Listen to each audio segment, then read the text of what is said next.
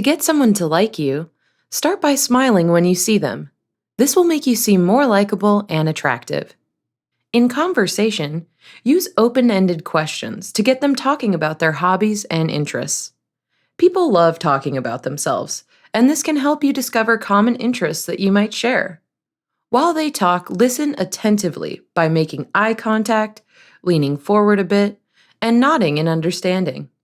If you can, give them a compliment or make them laugh. As you interact more, let your quirks show.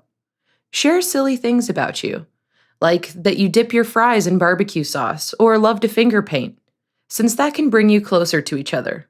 Prioritize spending time with the person and don't be afraid to do a favor for them, like watching their pets for the weekend. Asking for a favor can help you two bond as well.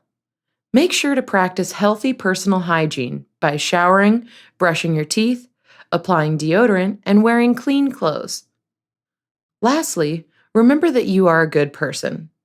Don't change your personality or beliefs for somebody, because the right person will appreciate you for you.